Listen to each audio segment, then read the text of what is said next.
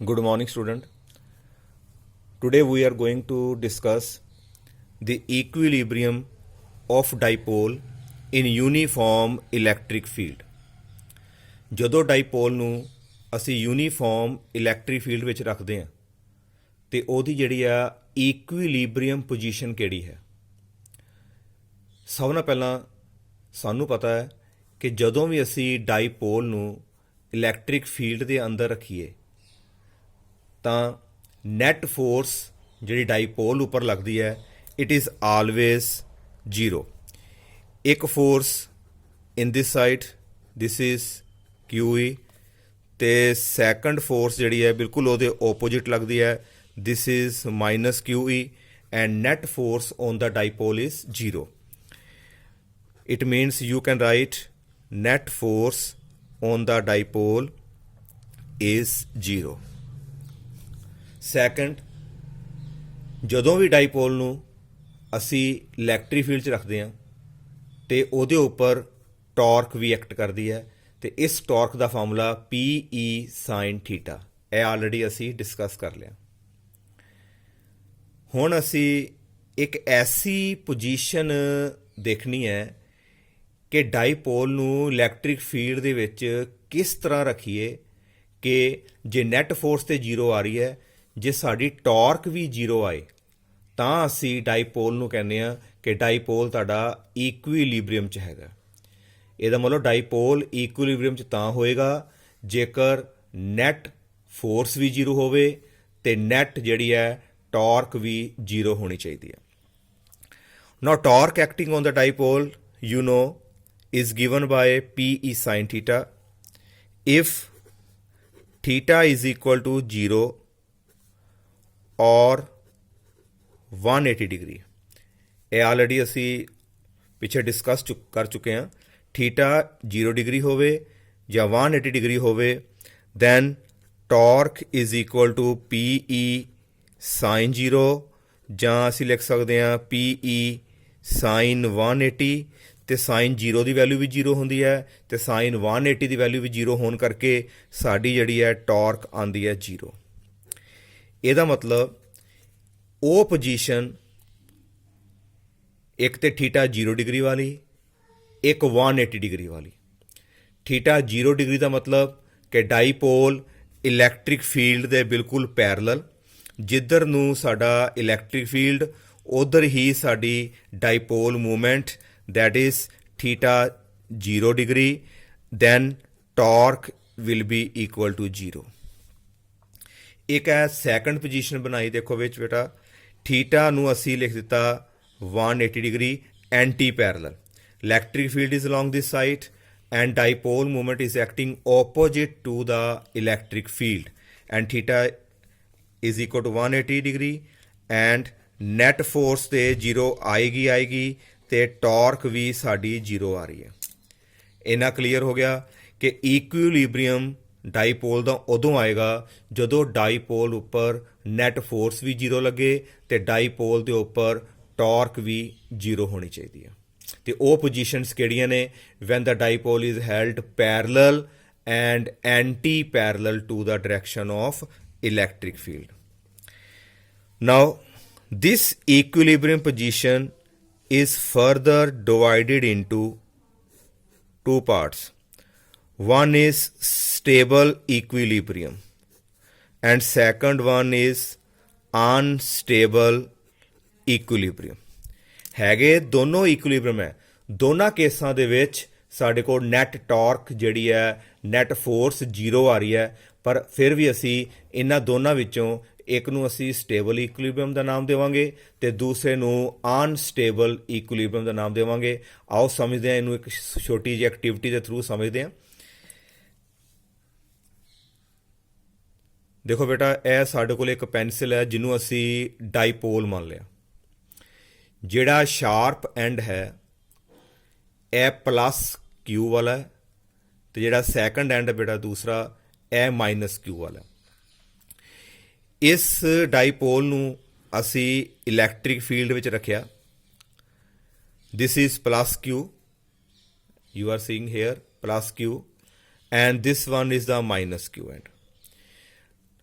ਇਸ ਡਾਈਪੋਲ ਨੂੰ ਬਿਲਕੁਲ ਮੈਂ ਉਸ ਪੋਜੀਸ਼ਨ 'ਚ ਰੱਖਿਆ ਜਿੱਧਰ ਨੂੰ ਇਲੈਕਟ੍ਰਿਕ ਫੀਲਡ ਹੈ। ਇਹਦਾ ਮਤਲਬ ਡਾਈਪੋਲ ਮੂਵਮੈਂਟ ਵੀ ਉਸੇ ਪਾਸੇ ਹੀ ਹੈ, ਪੈਰਲਲ ਰੱਖਿਆ। Now two forces will acting on that. Now this thread represent the forces. ਇੱਕ ਫੋਰਸ ਲੱਗੇਗੀ in the direction of electric field ਤੇ ਦੂਸਰੀ ਫੋਰਸ ਲੱਗੇਗੀ opposite to the direction electric field, ਤੇ ਨੈਟ ਫੋਰਸ ਤੁਹਾਡੀ ਆ ਰਹੀ ਹੈ 0। Net force 0। Now in this position theta is 0 and the line of action of two forces are same। line of action ਦੋਨਾਂ forces ਦਾ same ਹੈ। ਇਹ already ਆਪਾਂ discuss ਕੀਤਾ ਸੀ ਪਿੱਛੇ ਜਿਹੜਾ ਆਪਾਂ ਮੂਵੀ ਬਣਾਈ ਉਹਦੇ 'ਚ ਦੇਖੋ ਲਾਈਨ ਆਫ ਐਕਸ਼ਨ ਦੋਨਾਂ ਦਾ ਸੇਮ ਹੈ। ਕੋਈ ਵੀ ਇਹ ਰੋਟੇਸ਼ਨ ਨਹੀਂ ਹੋ ਪਾ ਰਹੀ ਕਿਉਂਕਿ ਦੋਨੋਂ ਫੋਰਸਿਸ ਇਕੁਅਲ ਵੀ ਨੇ, ਆਪੋजिट ਵੀ ਨੇ, ਪਰ ਬੇਟਾ ਇਹ ਕਪਲ ਨਹੀਂ ਬਣਾ ਰਹੇ। ਜਿਸ ਤੱਕ ਕਪਲ ਨਹੀਂ ਬਣੇਗਾ, ਕਪਲ ਵਾਸਤੇ ਇੱਕ ਥਰਡ ਕੰਡੀਸ਼ਨ ਚਾਹੀਦੀ ਹੈ ਕਿ ਇਹਨਾਂ ਦਾ ਲਾਈਨ ਆਫ ਐਕਸ਼ਨ ਡਿਫਰੈਂਟ ਹੋਣਾ ਚਾਹੀਦਾ ਹੈ। ਇਹ ਇੱਕੋ ਲਾਈਨ ਦੇ ਉੱਪਰ ਐਕਟ ਕਰ ਰਹੀਆਂ ਫੋਰਸਿਸ, ਇਹਦਾ ਮਤਲਬ ਇਹਦੇ ਕਰਕੇ ਟਾਰਕ ਐਕਟ ਨਹੀਂ ਹੋ ਰਹੀ। ਇਹਦਾ ਮਤਲਬ this is the position of equilibrium. ਨਾ ਤੇ ਇਹਦੇ 'ਤੇ ਟਾਰਕ ਐਕਟ ਕਰ ਰਹੀ ਹੈ, ਨਾ ਇਹਦੇ ਉੱਪਰ ਕੋਈ ਫੋਰਸ ਐਕਟ ਕਰ ਰਹੀ ਹੈ। ਨਾਓ ਇਫ ਵੀ ਡਿਸਪਲੇਸ ਦਾ ਡਾਈਪੋਲ, ਮੰਨ ਲਓ ਅਸੀਂ ਡਾਈਪੋਲ ਨੂੰ ਇਸ ਪੋਜੀਸ਼ਨ 'ਚ ਡਿਸਪਲੇਸ ਕਰ ਦਿੱਤਾ, ਥੋੜ੍ਹਾ ਜਿਹਾ ਡਿਸਪਲੇਸ ਕਰਤਾ through small angle theta, then what will happen? This force will act in this side and this will act in opposite side, and these two forces now produces the torque, and due to this torque the dipole will come back to its original position। ਜੇ ਅਸੀਂ ਇਸ ਨੂੰ ਇੱਧਰ ਨੂੰ displace ਕਰਦੇ ਹਾਂ ਫਿਰ torque ਲੱਗੇਗੀ, ਤੇ ਟਾਰਕ ਜਿਹੜਾ ਹੈ ਦੁਬਾਰਾ ਜਿਹੜਾ ਬਾਡੀ ਨੂੰ ਆਪਣੀ ਓਰੀਜਨਲ ਪੋਜੀਸ਼ਨ ਵਾਲੇ ਪਾਸੇ ਲੈ ਕੇ ਆ ਜਾਏਗਾ। ਇਹਦਾ ਮਤਲਬ ਕੀ ਹੋਇਆ ਕਿ ਸਾਡੇ ਕੋਲ ਨੈਟ ਟਾਰਕ ਇੱਥੇ ਭਾਵੇਂ 0 ਸੀ, ਨੈਟ ਫੋਰਸ ਵੀ 0 ਸੀ, ਲੇਕਿਨ ਜਦੋਂ ਅਸੀਂ ਇਹਨੂੰ ਆਪਣੀ ਪੋਜੀਸ਼ਨ ਤੋਂ ਡਿਸਪਲੇਸ ਕਰਦੇ ਹਾਂ ਤੇ ਪੋਜੀਸ਼ਨ ਡਿਸਪਲੇਸ ਹੋਣ ਤੋਂ ਬਾਅਦ ਕੀ ਹੋਇਆ ਕਿ ਜਿਹੜੀ ਇੱਕ ਟਾਰਕ ਪੈਦਾ ਹੋਈ ਜਿਸ ਨੇ ਡਾਈਪੋਲ ਨੂੰ ਆਪਣੀ ਓਰੀਜਨਲ ਪੋਜੀਸ਼ਨ 'ਤੇ ਵਾਪਸ ਲੈ ਕੇ ਆਂਦਾ, and that torque is called restoring torque. Restoring torque, ਜਿਹੜੀ ਰੀਸਟੋਰਿੰਗ ਟਾਰਕ ਹੈ ਉਹ ਡਾਈਪੋਲ ਨੂੰ ਉਸੇ ਪੋਜੀਸ਼ਨ 'ਤੇ ਵਾਪਸ ਲੈ ਕੇ ਆ ਰਹੀ ਹੈ, and that equilibrium is called stable equilibrium. ਇਸ ਨੂੰ ਅਸੀਂ ਬੋਲਦੇ ਹਾਂ ਸਟੇਬਲ ਇਕੁਇਲਿਬਰੀਅਮ। ਇਹਦਾ ਮਤਲਬ ਸਟੇਬਲ ਇਕੁਇਲਿਬਰੀਅਮ ਦੇ ਵਿੱਚ ਜਦੋਂ ਤੁਸੀਂ ਡਾਈਪੋਲ ਨੂੰ ਉਸ ਪੋਜੀਸ਼ਨ ਤੋਂ ਡਿਸਪਲੇਸ ਕਰੋਗੇ ਤੇ ਇੱਕ ਰੀਸਟੋਰਿੰਗ ਟਾਰਕ ਪੈਦਾ ਹੋਏਗੀ ਜਿਹੜੀ ਉਹਨੂੰ ਆਪਣੀ ਓਰੀਜਨਲ ਪੋਜੀਸ਼ਨ ਤੇ ਵਾਪਸ ਲੈ ਕੇ ਆਏਗੀ। ਹਾਂਜੀ, ਇਸ ਤੱਕ ਬੇਟਾ ਕਲੀਅਰ?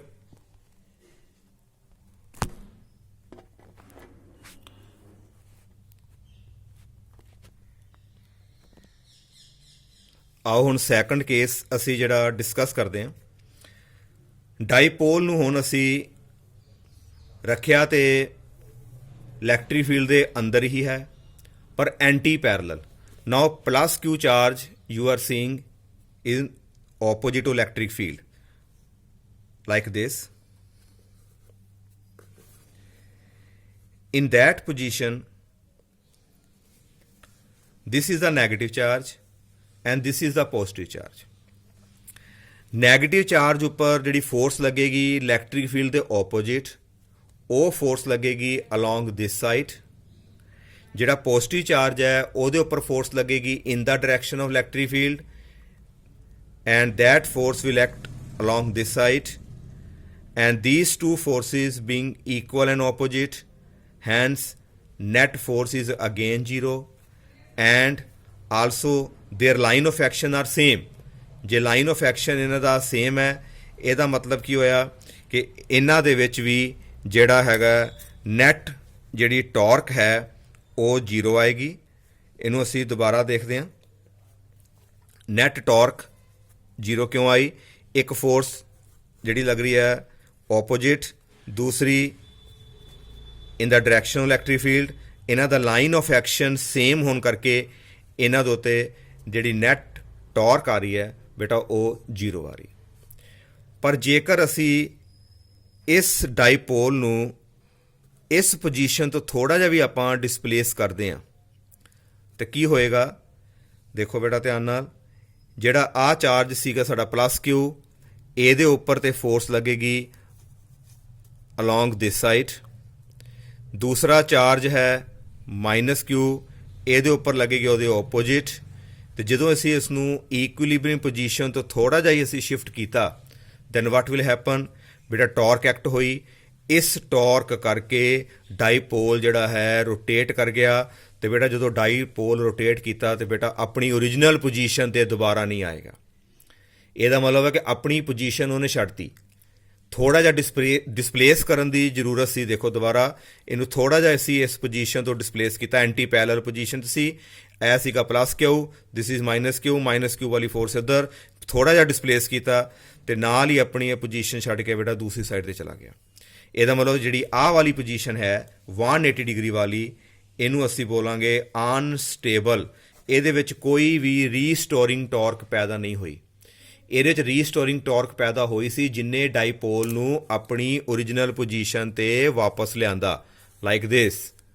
ਪਰ ਇਹਦੇ ਕੇਸ ਵਿੱਚ ਟਾਰਕ ਪੈਦਾ ਹੋਈ, ਲੇਕਿਨ ਉਹ ਟਾਰਕ ਜਿਹੜੀ ਹੈ ਰੀਸਟੋਰਿੰਗ ਨਹੀਂ ਹੈ, ਉਹਨੇ ਉਹਦੀ ਪੋਜੀਸ਼ਨ ਹੀ ਜਿਹੜੀ ਹੈ ਡਾਈਪੋਲ ਨੂੰ ਰੋਟੇਟ ਕਰ ਦਿੱਤਾ। ਇਸ ਕਰਕੇ ਜਿਹੜੀ 180 ਡਿਗਰੀ ਵਾਲੀ ਜਿਹੜੀ ਪੋਜੀਸ਼ਨ ਹੈ ਉਹਨੂੰ ਅਸੀਂ ਬੋਲਦੇ ਹਾਂ ਅਨਸਟੇਬਲ ਇਕੁਇਲਿਬਰੀਅਮ, ਤੇ ਜਿਹੜੀ 0 ਡਿਗਰੀ ਵਾਲੀ ਪੋਜੀਸ਼ਨ ਹੈ ਪੈਰਲਲ ਵਾਲੀ, ਉਹਨੂੰ ਅਸੀਂ ਬੋਲਦੇ ਹਾਂ ਸਟੇਬਲ ਇਕੁਇਲਿਬਰੀਅਮ। ਨਾਓ ਅਸੀਂ ਨੂੰ ਬੇਟਾ ਆਰਟੀਕਲ ਨੂੰ ਲਿਖ ਲੈਂਦੇ ਹਾਂ ਕਿ ਇਸ ਆਰਟੀਕਲ ਦੇ ਵਿੱਚ ਅਸੀਂ ਕੀ ਪੜ੍ਹਿਆ। Now see article is stable equilibrium and unstable equilibrium of dipole in uniform electric field। One side ਤੇ ਲਿਖਤਾ ਬੇਟਾ stable equilibrium ਤੇ ਦੂਸਰੀ ਸਾਈਡ ਤੇ ਅਸੀਂ ਲਿਖ ਦਿੱਤਾ ਹੈ unstable equilibrium। Now when the dipole is held parallel to the electric field, that is theta 0, then net force is 0 and torque acting is given by PE sin theta, PE sin 0, PE into 0, 0. And now second point we should also discuss here, potential energy. Potential energy minus PE cos theta, ਤੇ theta 0 ਹੋਣ ਕਰਕੇ value ਭਰੀ ਤੇ ਬੇਟਾ minus PE ਉਹ ਆਈ minimum. ਜਦੋਂ stable ਇਕੁਇਲਿਬਰੀਅਮ ਹੁੰਦਾ ਹੈ ਉਦੋਂ ਨੈਟ ਫੋਰਸ 0, ਨੈਟ ਟਾਰਕ 0 ਤੇ ਬੇਟਾ ਪੋਟੈਂਸ਼ੀਅਲ એનર્ਜੀ ਜਿਹੜੀ ਹੁੰਦੀ ਡਾਈਪੋਲ ਦੀ ਮਿਨੀਮਮ ਹੁੰਦੀ ਹੈ। ਇਹ ਪੁਆਇੰਟ ਤੁਸੀਂ ਯਾਦ ਰੱਖਣਾ ਹੈ। ਸਟੇਬਲ ਇਕੁਇਲਿਬਰੀਅਮ ਦੇ ਵਿੱਚ potential energy store in the dipole is minimum. Unstable equilibrium ਜਦੋਂ ਐਂਗਲ ਹੈਗਾ 180 ਡਿਗਰੀ, ਡਾਈਪੋਲ ਜਿਹੜਾ ਹੈ ਓਪੋਜਿਟ ਰੱਖਿਆ, ਡਾਈਪੋਲ ਮੂਵਮੈਂਟ ਓਪੋਜਿਟ ਹੈ ਇਲੈਕਟ੍ਰਿਕ ਫੀਲਡ ਦੇ, ਨੈਟ ਫੋਰਸ ਤੇ 0 ਹੀ ਆਏਗੀ ਤੇ ਟਾਰਕ ਦਾ ਫਾਰਮੂਲਾ PE ਸਾਡੇ ਕੋਲ ਆ ਗਿਆ sine theta and it is given by PE into 0, torque ਵੀ 0 ਆਈ। ਪੋਟੈਂਸ਼ੀਅਲ એનર્ਜੀ ਜਿਹੜੀ ਆਏਗੀ ਇਸ ਕੇਸ ਵਿੱਚ ਪਲੱਸ ਹੋ ਗਈ ਮਾਈਨਸ ਹੋਣ ਕਰਕੇ and potential energy is maximum. The main difference between these two equilibrium is that in case of stable equilibrium potential energy is minimum, in case of unstable equilibrium potential energy is maximum, and second difference is that restoring torque act ਇਹ ਪਿੱਛੇ ਆਪਾਂ discuss ਕੀਤਾ। restoring torque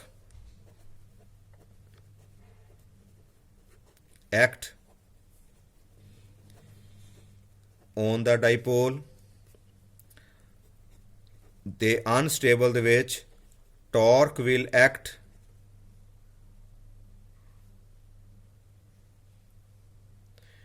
you can say no restoring torque, no restoring torque act on the dipole when displaced. Restoring torque act on the dipole when displaced। ਹਾਂਜੀ ਬੇਟਾ ਇਹ ਦੋ ਜਿਹੜੇ difference ਨੇ ਇਹਨਾਂ ਨੂੰ ਯਾਦ ਰੱਖਣਾ ਹੈ। ਇੱਕ ਵਿੱਚ ਰੀਸਟੋਰਿੰਗ ਟਾਰਕ ਐਕਟ ਹੋਏਗੀ ਤੇ ਡਾਈਪੋਲ ਆਪਣੀ ਓਰੀਜਨਲ ਪੋਜੀਸ਼ਨ ਤੇ ਵਾਪਸ ਆਏਗਾ, ਉਹ ਸਟੇਬਲ ਇਕੁਇਲਿਬਰੀਅਮ। ਤੇ ਜਿਹਦੇ ਵਿੱਚ ਰੀਸਟੋਰਿੰਗ ਟਾਰਕ ਐਕਟ ਨਹੀਂ ਹੋਈ, ਥੋੜਾ ਜਿਹਾ ਡਿਸਪਲੇਸ ਕਰਨ ਤੋਂ ਬਾਅਦ ਉਹਨੇ ਆਪਣੀ ਪੋਜੀਸ਼ਨ ਹੀ ਛੱਡ ਦਿੱਤੀ, ਵਾਪਸ ਆਪਣੀ ਪੋਜੀਸ਼ਨ ਤੇ ਵਾਪਸ ਨਹੀਂ ਆਇਆ, ਉਸ ਨੂੰ ਅਸੀਂ ਬੋਲਦੇ ਹਾਂ ਅਨਸਟੇਬਲ ਇਕੁਇਲਿਬਰੀਅਮ। ਬਟ ਆਈ ਹੋਪ ਕਿ ਤੁਹਾਨੂੰ ਇਹ ਸਮਝ ਲੱਗ ਗਿਆ ਹੋਏਗਾ। ਇਹਨੂੰ 2-3 ਵਾਰੀ ਦੇਖੋ, ਫਿਰ ਤੁਹਾਨੂੰ ਇਹ ਕਲੀਅਰ ਯਾਦ ਆ ਜਾਏਗਾ। ਇਹ ਡਿਫਰੈਂਸ ਬਹੁਤ ਇੰਪੋਰਟੈਂਟ ਜੀ। Thank you.